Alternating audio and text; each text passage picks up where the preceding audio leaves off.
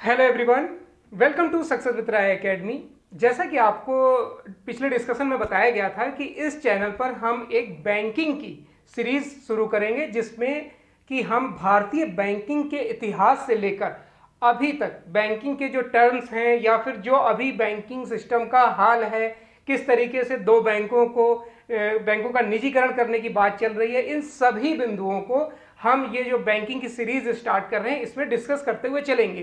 तो हम शुरुआत इसकी यहाँ से करेंगे कि किस तरीके से बैंकों की स्थापना हुई, बैंक होते क्या हैं, इसकी ज़रूरत क्यों समझी गई और भारत में किस तरीके से बैंकिंग का विकास होते गया। हम सरकारी बैंकों से फिर निजी बैंक की तरफ आए, फिर सरकारी से फिर निजी की तरफ ही जा रहे हैं। तो इन सभी बातों को हम ये जो बैंकिंग की सीरीज़ है उसमें डिस्कस करेंगे।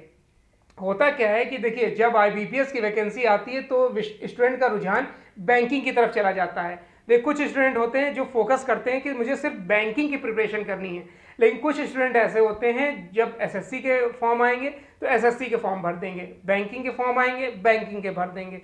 एज अगर है तो police, army, air force, NDA, CDS किसी भी एग्जाम को नहीं छोड़ते हैं। तो सबसे पहले आप एक टारगेट सेट करिए कि मुझे इस फील्ड का एग्ज़ाम क्लियर करना है, चाहे वो IBPS हो या फिर SSC हो। उसके बाद ही आपकी तैयारी उस स्तर पर हो सकती है।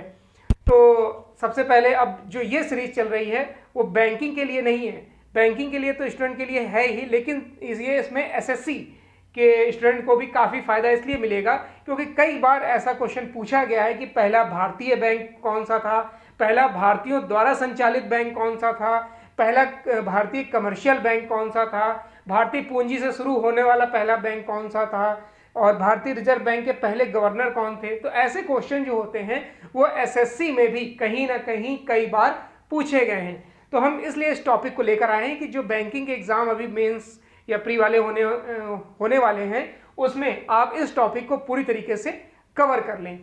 तो उसी के तहत अब स्टार्ट करते हैं हम history of banking in India, यानी कि भारत में बैंकिंग का इतिहास।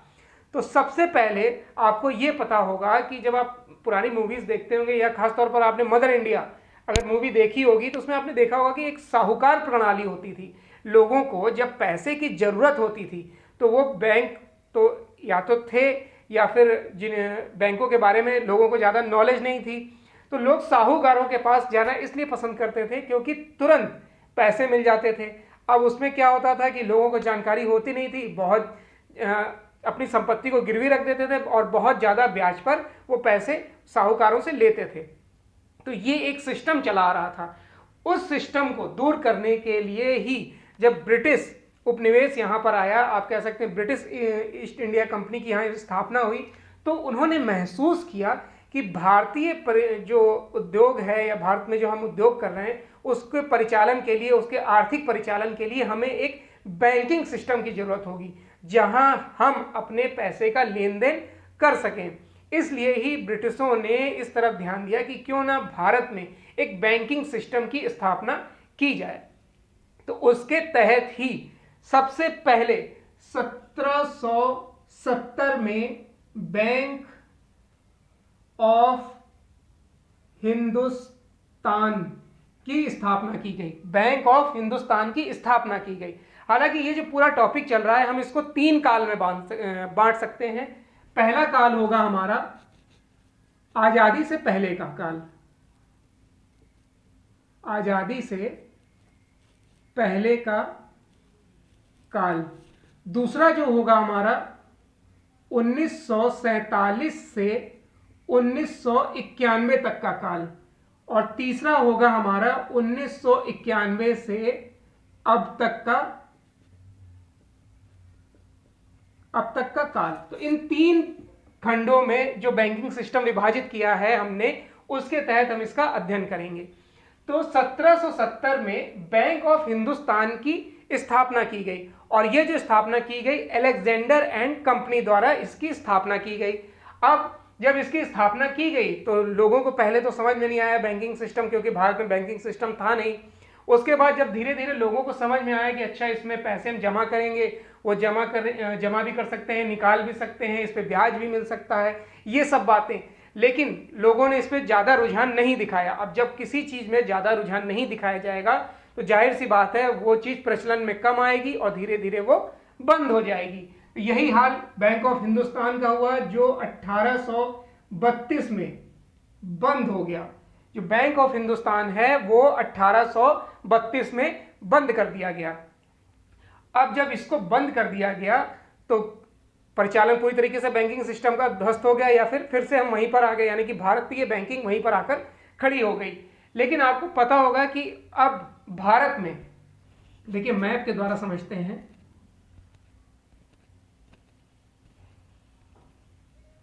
मैप के द्वारा समझते हैं कि भारत में 3 जो बैंकों की स्थापना की गई थी। एक था bank of Kolkata, bank of Kolkata या bank of Bengal, bank of Bengal की स्थापना 1806 में की गई थी, 1806 में। फिर की गई बैंक ऑफ बॉम्बे की स्थापना, बैंक ऑफ बॉम्बे की स्थापना 1840 ईस्वी में की गई। और बैंक ऑफ मद्रास की स्थापना, बैंक ऑफ मद्रास की स्थापना 1843 में की गई। इसे प्रेसिडेंशियल बैंक बोला जाता था। प्रेसिडेंशियल बैंक इसलिए बोला जाता था क्योंकि अंग्रेजों का शासन था और इसलिए ये प्रेसिडेंशियल आप कह सकते हैं कि जगह बोली जाती थी, इसलिए इन्हें प्रेसिडेंशियल बैंक बोला गया। अब जब इनका परिचालन किया जा रहा था तो इसमें भी दिक्कतें आने लगी क्योंकि ये 3 बैंक, लोगों का रुझान कम हो रहा था, खर्चे ज़्यादा हो रहे थे इसको संचालित करने में। इसलिए एक निर्णय लिया गया कि क्यों ना इन तीनों बैंकों को मर्ज करके एक बैंक बना दिया जाए, और वो बैंक हुआ imperial bank, imperial bank of India. और इसकी स्थापना हुई 1921 में। Imperial bank of India in तीनों को मिलकर बनाया गया जिसकी स्थापना 1921 में की गई। और यही इंपीरियल बैंक आगे चलकर स्टेट बैंक ऑफ इंडिया बन जाएगा, जो कि 1955 में, 1 जुलाई 1955 में स्टेट बैंक के रूप में इसका गठन होता है और इसका राष्ट्रीयकरण कर दिया जाता है। राष्ट्रीयकरण पर भी हम आएंगे कि इसका किस तरीके से राष्ट्रीयकरण हुआ। तो अभी आपको जानने के लिए ये तीनों बैंक आपको पता होने चाहिए कि bank of Bombay, bank of Bengal और बैंक ऑफ मद्रास ही आगे चलकर इंपीरियल बैंक ऑफ इंडिया बने, और इंपीरियल बैंक ऑफ इंडिया 1955 में जाकर स्टेट बैंक ऑफ इंडिया बना। तो ये चीज आपको यहां तक क्लियर हो गई। अब हमने फिर से देखा कि बैंक ऑफ हिंदुस्तान जो है वो 1832 में बंद हो गया। 1832 में इसके बंद होने का कारण क्या था? 1832 में इसका बंद होने का कारण था लिक्विडिटी। लिक्विडिटी मतलब क्या होता है? तरलता। जब मार्केट में पैसे ना हो तो जाहिर सी बात है, जब पैसे ही नहीं थे तो लिक्विडिटी आनी तय थी और बैंकों का परिचालन ठप होना स्वाभाविक था। इसलिए ये बैंक भी बंद हो गया। अब जब ये बैंक बंद हुआ तब बाबा भीमराव अंबेडकर के द्वारा सुझाव कुछ दिए गए अंग्रेजों को, जो एक रॉयल कमीशन बैठाया गया 1920 में। रॉयल कमीशन जो 1926 तक आते आते हिल्टन यंग कमीशन कहा जाता है। इसने ही 1926 में आरबीआई के गठन को मंजूरी दी, यानी कि आरबीआई एक्ट 1934 बनाया गया। देखिए, एक्ट पहले बनता है और चीजें बाद में स्थापित होती हैं। तो आरबीआई एक्ट बना 1934 में। 1934 में एक्ट बना और 1935 में, 1 अप्रैल 1935 में आरबीआई का गठन किया गया। आरबीआई का गठन 1 अप्रैल 1935 में क्यों किया गया? क्योंकि अब अंग्रेजों को महसूस होने लगा कि पूरे भारत में एक केंद्रीय बैंक की जरूरत है। अब केंद्रीय बैंक की जरूरत हुई, इसलिए 1935 में इसकी स्थापना की गई। हालांकि आपको पता होगा कि 1914 में फर्स्ट वर्ल्ड वार हुआ था। वर्ल्ड वार के बाद कई चीजें विश्व अर्थव्यवस्था में बदली और तब ये आरबीआई की भी यहां पर संभावना जताई गई कि एक केंद्रीय बैंक की जरूरत है, और उसके तहत ही फिर चीजों का राष्ट्रीयकरण किया जाने लगा। राष्ट्रीयकरण का मतलब ये होता है लोगों को चीजें महसूस की जाने की, क्यों ना जब चीज़ों को सरकारी चीज़ों में बदल दिया जाएगा तो वो उसमें लोगों की पहुंच ज़्यादा होगी, उस पर नियंत्रण, उस समय सरकार अपना नियंत्रण रखती थी सरकारी चीज़ों पर, तो सरकारी चीज़ों पर ज़्यादा से ज़्यादा नियंत्रण रखा जा सकेगा, ये इनकी सोच थी। इसी सोच के तहत ये कार्य आगे बढ़ाया गया और आप देखेंगे कि 1 जनवरी 1949 को आरबीआई का राष्ट्रीयकरण कर दिया गया। 1 जनवरी 1949 को आरबीआई का राष्ट्रीयकरण कर दिया गया। अब राष्ट्रीयकरण तो आरबीआई का कर दिया गया, लेकिन इसके संचालन में भी अभी कई समस्याएं आनी बाकी थी। तो आई होप आपको यहां तक समझ में आया होगा। अगर आप चाहें तो इसे यहां तक नोट कर सकते हैं, फिर इसके बाद मैं इसे इरेज कर दूंगा।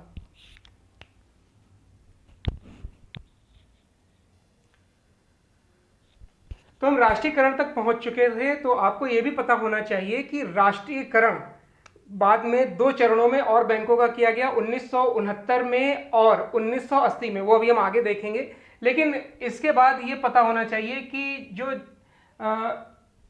इसके बाद एक कमर्शियल बैंक, भारत का कमर्शियल बैंक स्थापना की गई, अवध कमर्शियल बैंक। और सबसे जो अवध कमर्शियल बैंक है वो भारतीयों द्वारा आप कह सकते हैं कि स्थापित किया गया था। और उसके बाद पंजाब नेशनल बैंक की स्थापना हुई, जो भारतीय पूंजी से शुरू किया गया। भारतीय पूंजी से शुरू होने वाला बैंक पंजाब नेशनल बैंक था। एक वीडियो मेरे द्वारा इसके लिए भी बनाया गया है कि भारतीय बैंकों में प्रथम, भारतीय बैंकों में प्रथम मेरे द्वारा एक वीडियो बनाया गया है, जिसमें पहला क्रेडिट कार्ड किसने जारी किया, पहला डेबिट कार्ड किसने जारी किया, पहले नेट बैंकिंग सुविधा किसने दी, पहली विदेशी शाखा किसने खोली, ये सब बातें आपको उसमें यानी कि उस वीडियो में बताई गई हैं। उसका लिंक आपको डिस्क्रिप्शन बॉक्स में मिल जाएगा, आप जाकर उसे देख सकते हैं। तो हमने यहाँ तक कवर किया। उसके बाद जब राष्ट्रीयकरण की बात हो रही कि राष्ट्रीयकरण इसलिए किया जाता है ताकि उसको और पावर दी जा सके, इसलिए आरबीआई का राष्ट्रीयकरण किया गया। और उसके बाद 1969 में 14 बैंकों का राष्ट्रीयकरण भी किया गया। 14 बैंकों का राष्ट्रीयकरण भी किया गया। और इस समय उन बैंकों का राष्ट्रीयकरण किया गया जिनकी जमा पूंजी 50 करोड़ रुपए से ज्यादा थी। 50 करोड़ रुपए से जिनकी पूंजी ज्यादा थी उनका राष्ट्रीयकरण कर दिया गया। इसमें 14 बैंक थे। हालांकि ये कभी नहीं पूछता है कि वो 14 बैंक कौन से थे, फिर भी सिर्फ ये जान लीजिए कि 14 बैंक थे और जिनकी जमा पूंजी 50 करोड़ रुपए से ज्यादा थी। उसके बाद 1980 में 6 बैंकों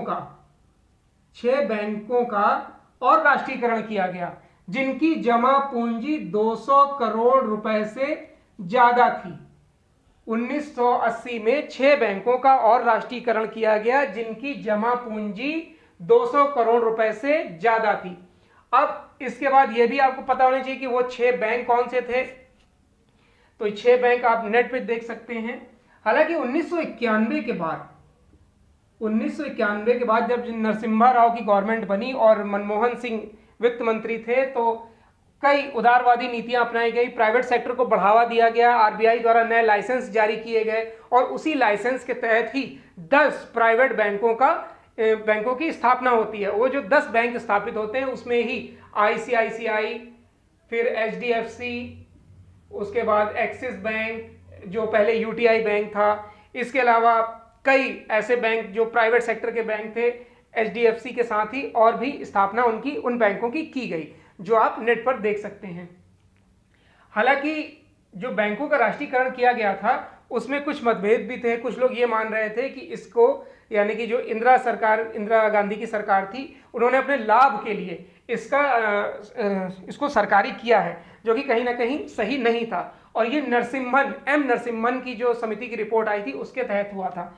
एम नरसिम्हन समिति की ही रिपोर्ट के तहत 1975 में क्षेत्रीय ग्रामीण बैंकों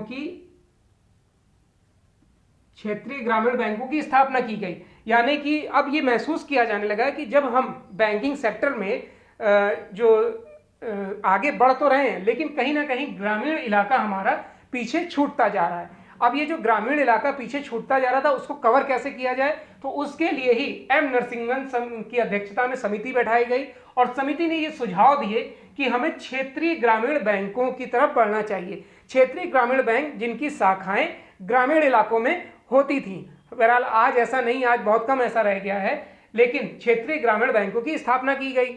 अब क्षेत्रीय ग्रामीण बैंकों की स्थापना की, हालांकि स्थितियां काफ़ी बदली भी, बहुत लोग बैंकिंग के करीब भी आए और ये अच्छा भी रहा। अगर हम देखा जाए, अगर हम देखते हैं बैंकिंग, भारतीय बैंकिंग के इतिहास के लिहाज से, तो ये जो एक राष्ट्रीयकरण की प्रक्रिया चली थी उसमें हमने देखा कि क्या क्या है। आप चाहें तो इन पॉइंट्स को नोट कर सकते हैं, मैं फिर इसे इरेज करूंगा, उसके बाद हम नए पॉइंट पर जाएंगे।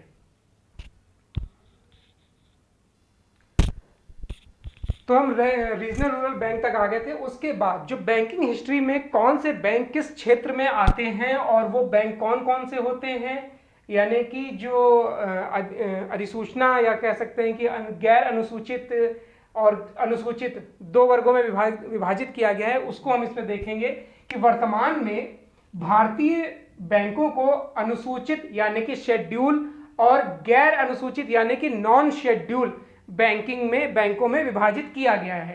तो सबसे पहले हम जानेंगे कि शेड्यूल्ड बैंक कौन से हैं, जिन्हें आरबीआई की अधिनियम 1934 के तहत दूसरी सूची या अनुसूची में रखा गया है, उसे हम शेड्यूल्ड बैंक कहते हैं। इसमें मूल रूप से वाणिज्यिक बैंक और सहकारी बैंक शामिल होते हैं जो बैंकिंग विनिमय अधिनियम 1949 के तहत आते हैं या विनियमित करते हैं, उन्हें हम शेड्यूल्ड बैंक कहते हैं। फिर है कमर्शियल बैंक, ये प्रॉफिट बेसिस पर काम करते हैं। ये जो कमर्शियल बैंक होते हैं वो प्रॉफिट बेसिस पर काम करते हैं और ये एडवांस और लोन के उद्देश्य से कार्य करते हैं, यानी कि एडवांस पैसे लेते हैं और लोन देते हैं, इन सब क्षेत्रों पर ये काम करते हैं। इसके तहत पब्लिक सेक्टर के बैंक आते हैं। पब्लिक सेक्टर बैंक, इस मतलब कमर्शियल बैंक को हम चार भागों में बांट सकते हैं: public sector bank, private sector bank, foreign bank और रीजनल रूरल बैंक। तो सबसे पहले हम जानते हैं कि पब्लिक सेक्टर बैंक क्या होता है। पब्लिक सेक्टर बैंक, जिनको हम सरकारी बैंक बोलते हैं, यानी कि जिसमें सरकार की 50% से ज्यादा हिस्सेदारी होती है, उसे पब्लिक सेक्टर बैंक बोला जाता है। जैसे यूको बैंक, देना बैंक, सेंट्रल बैंक और केनरा बैंक, कारपोरेशन बैंक, ये जितने भी बैंक हैं वो पब्लिक सेक्टर के बैंक हैं, क्योंकि सरकार की इसमें 50% से ज्यादा हिस्सेदारी है। प्राइवेट सेक्टर बैंक जो अधिनियम 1949 के तहत आते हैं। प्राइवेट सेक्टर बैंक में प्राइवेट सेक्टर का पैसा लगा हुआ होता है, यानी कि आरबीआई इसे लाइसेंस देता है, लेकिन जो इसकी कमान होती है वो प्राइवेट हाथों में होती है। प्राइवेट हाथों में, हालांकि इसको नियंत्रित आरबीआई ही करता है। जैसे कि आरबीआई पब्लिक सेक्टर के लिए नियम बनाता है, वैसे ही प्राइवेट सेक्टर के बैंकों के लिए भी नियम बनाता है और उसकी देखरेख करता है। इस पर भी एसएलआर, सीआरआर, बैंक दर सब कुछ लागू होता है। उसके बाद है फॉरेन बैंक। फॉरेन बैंक जो भारत में व्यापार करने आते हैं या फिर भारतीय जो बैंक हैं वो फॉरेन करेंसी में ट्रेड करती हैं या बैंकिंग का देखरेख करती हैं, उन्हें फॉरेन बैंक बोला जाता है। फिर है रीजनल रूरल बैंक। आपको पता होगा कि रीजनल रूरल बैंक की स्थापना 1975 में नरसिम्हन समिति की सिफारिश पर हुई थी और रीजनल रूरल बैंक में केंद्र सरकार की भी राज्य सरकार की हिस्सेदारी होती है। उस बैंक की हिस्सेदारी है जो उसे स्पॉन्सर कर रहा होता है। जैसे कि मान लीजिए अभी तक पूर्वांचल ग्रामीण बैंक था जिसे एसबीआई स्पॉन्सर करता था, तो उसमें एसबीआई की भी हिस्सेदारी होती थी, फिर राज्य सरकार की हिस्सेदारी होती थी और उसके बाद उस बैंक की, जैसे कि पूर्वांचल ग्रामीण बैंक की भी उसमें हिस्सेदारी होती थी। इस तरीके से ये तीन भागों में विभाजित होता था। उसके बाद है नॉन शेड्यूल्ड बैंक। ये वो बैंक होते हैं जो गैर अनुसूचित बैंक बैंकिंग अधिनियम 1949 की धारा 5 खंड ग में परिभाषित होते हैं, उन्हें नॉन शेड्यूल्ड बैंक बोला जाता है। उसके बाद हम आते हैं डेवलपमेंट बैंक की तरफ। इसमें मूल रूप से भारतीय औद्योगिक वित्त निगम यानी कि आईएफसीआई शामिल है, जिसकी स्थापना 1948 में की गई थी। उसी के साथ एग्जिम बैंक यानी कि आयात निर्यात बैंक बोल सकते हैं आप इसे, एग्जिम बैंक की स्थापना 1982 में की गई थी। उसी के साथ नाबार्ड की भी स्थापना की गई थी, जो ग्रामीण क्षेत्रों के लिए बैंक माना, कृषि क्षेत्र के लिए बैंक माना जाता था, कृषि को लोन देने के लिए माना जाता था। उसे 1982 में स्थापना की गई और सिडबी बैंक की भी स्थापना 2 अप्रैल 1990 को की गई थी। तो इस तरीके से बैंकों की स्थापना हुई। जो हमने सब्जेक्ट लिया आज का, history of banking in India, कहां से शुरुआत हुई और कहां तक हम आए, 2 अप्रैल 1990 तक आए। हालांकि अब तो स्थितियां काफी बदल चुकी हैं, अब तो बैंकों को प्राइवेट करने की भी बात हो रही है।